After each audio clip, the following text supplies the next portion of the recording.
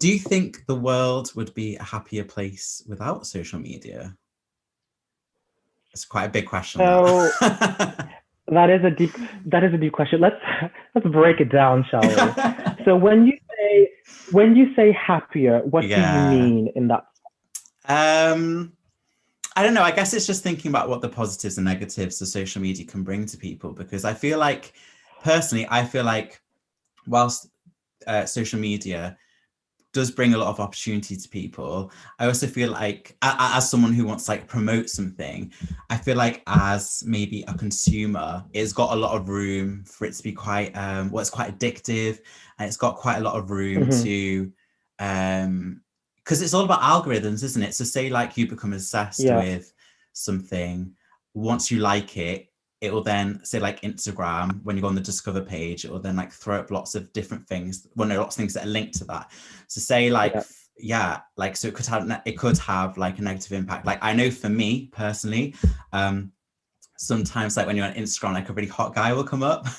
So you'll like click on the photo, but then that will then in turn make loads more photos come up of like really, really great looking men, and then that's all you're seeing. So then naturally you're like, oh, like, I don't look like that. So you naturally feel like, do you know what I mean? You feel suddenly Yeah, like it can have a bad effect on mental health. But I know it's yeah. hard because it brings so much opportunity as well. So I think that's where I was going with that question, is that, does the benefits of it outweigh maybe the negative consequences that it can have as well? So it can and it can't. Sorry, because so like you said, if because I've got a whole album on my Instagram saved called "Damn," and it's literally just hot men all the time. Algorithm has picked up like just showing like sexy men all the time on my. Yeah, yeah. But it can. I think also it depends on the person. So if you realize that people will only post the positives on social media, no one's like, for instance, a couple, everyone's always going to post like the cute couple together, like the new baby Mm, bump, but they're never going to post the arguments. They're never going to post a text where they're having a disagreement.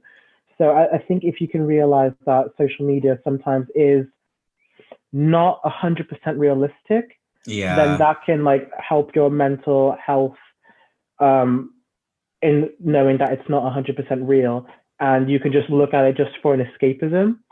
But I think as well it's helped a lot of things being discovered.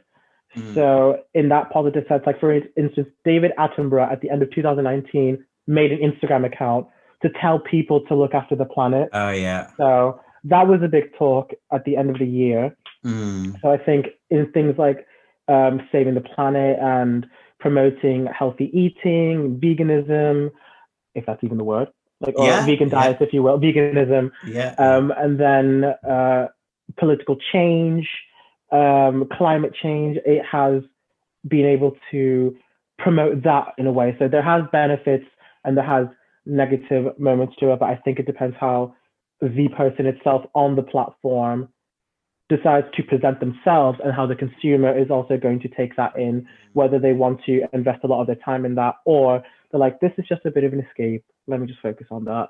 But I think we would not be able to, I think, progress as much as we have without social media. That's my opinion personally.